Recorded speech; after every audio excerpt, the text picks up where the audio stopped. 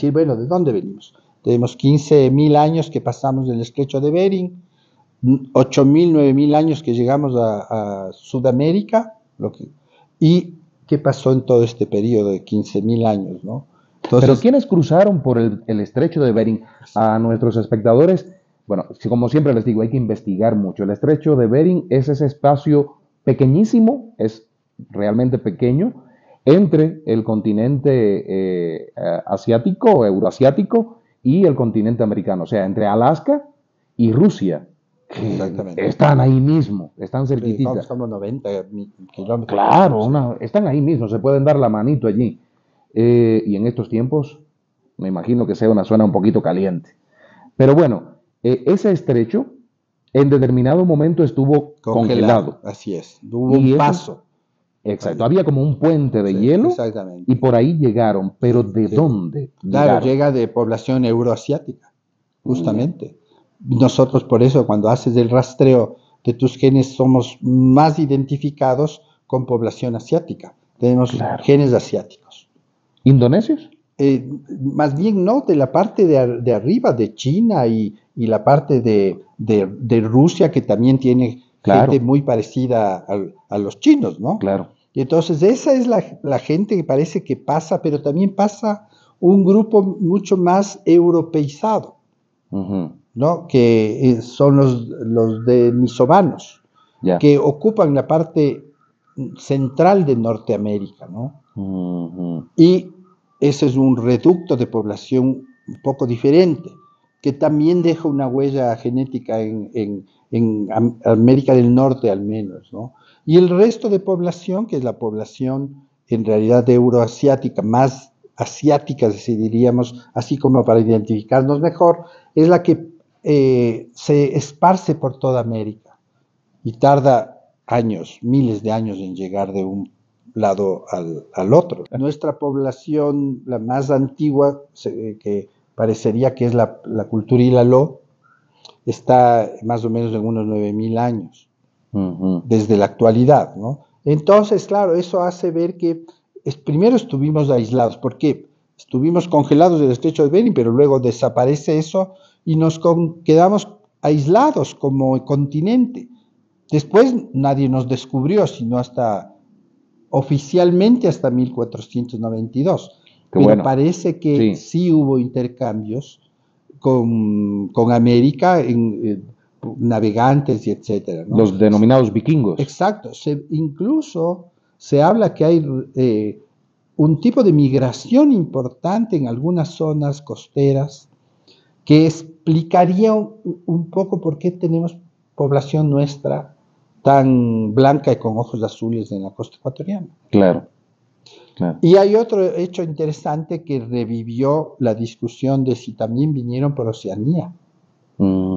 Y es que se encontró un marcador genético justo aquí en el Ecuador, que se llama el Q3, que es un marcador de las mitocondrias, del ADN de las mitocondrias que también tienen ADN. ADN tiene el núcleo de la célula, pero también tiene las mitocondrias. Y las mitocondrias solo se heredan por vía materna. Por eso se le llamó el ADN de Eva. Y entonces, este Q3 hay en la Ecuador, en la parte norte del Ecuador, de la costa, y en el sur de Colombia. O sea, entonces, está concentrado allí. Claro, y dices, ¿de dónde viene? Viene de Oceanía. Entonces, claro, ahí te das cuenta que sí hubo un flujo, aunque sea poco, pero hay un marcador genético que coincide con Oceanía y que está concentrado como aquí.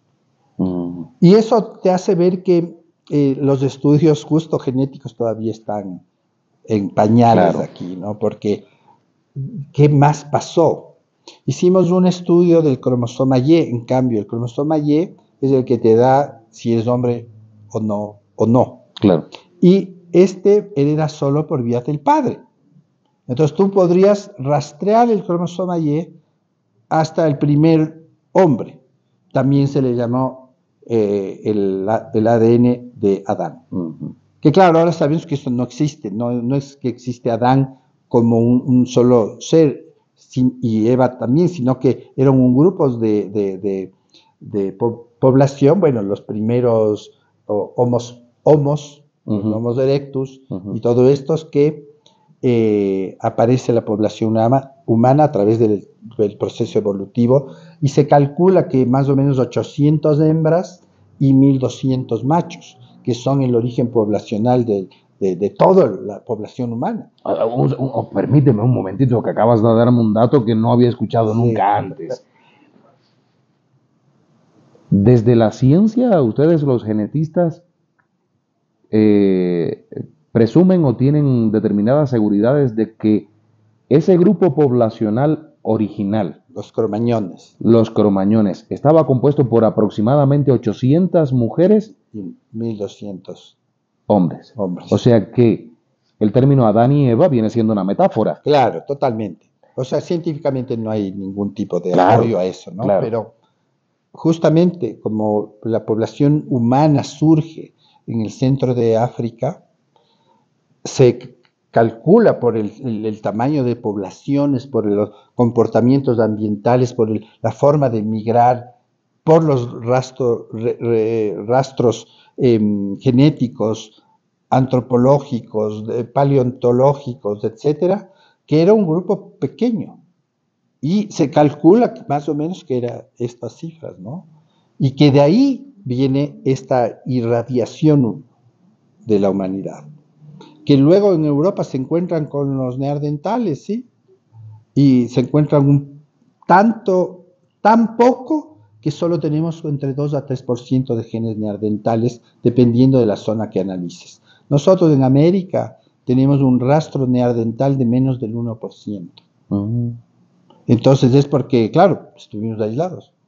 Claro. Entonces nunca tuvimos esa opción de mezcla, pero hay un rastro muy pequeño. Pero cuando dices que se encuentran con el neandertal en Europa es que ya de hecho existía este otro grupo había como una coevolución, que eso es lo que se planteaba, que eran dos grupos coevolutivos, el uno del centro de África, cromañones, y el otro en Europa, que coevolucionaba, también que venía de los primates, con toda esta línea, pero que desaparece, que además era un grupo muy desarrollado, su cerebro más grande que los cromañones y más grande que los humanos actuales, ¿no? Entonces parecería, de todos los datos actuales, que eran poblaciones también que empezaban a desarrollarse, y no se explica bien por qué desaparecen. Probablemente se asocia a cuestiones inmunológicas, que no pudieron defenderse, los cromañones sí. Pese a eso, los neandertales nos ceden características inmunológicas importantes. Entonces, todo esto nos hace ver cómo la construcción de la genética de la humanidad es clave para entender a lo que yo iba. ¿Por qué es importante estudiarse? O sea, tiene importancia cuando tú lo relacionas con algo, actualmente, a lo que se está llamando la medicina de precisión. Es decir, estas poblaciones que acumulan ciertas características genéticas, ¿a qué son propensas? Responden mejor o peor a fármacos, se enferman más rápido o menos rápido de enfermedades. Por ejemplo, el SIDA nos enseñó un montón de cosas, el HIV. La población europea tiene un gen de resistencia al SIDA del 23% de su población. Nosotros estamos alrededor del 1.2, y en África, donde más hay HIV y más SIDA, están en 0,1. O sea que la población, llamemos negra, tiene menos resistencia. Exactamente, exacto. Y ahí se está viendo lo interesante y lo importante de cómo es la coparticipación de genes, ¿no? El rato que se diferencia la población original de África y aparecen concentrados poblacionales en cualquier otra parte de lo que ronda el Mediterráneo, lo que migra hacia Asia, lo que migra hacia Europa, entonces aparecen características propias. En relación al medio, al final el medio es un factor de selección de genes importantísimo. Entonces, cuando nosotros cruzamos el estrecho de Bering y nos aislamos, tenemos un factor de selección de genes importantes. La población indígena en Ecuador es de grupo 0 en sangre. Y cuando tú evalúas, ahora ya hay otros grupos sanguíneos, pero la mayoría, si no la totalidad del grupo sanguíneo indígena era cero. Es cero. Y entonces ahí tú te das cuenta que tenemos concentrados genéticos. Estos concentrados genéticos tienen que tener relación con algo. Desde la perspectiva actual es resistencias, susceptibilidades, respuestas a tratamientos farmacológicos, riesgo de vida o promedio de vida va cambiando de acuerdo a las etnias.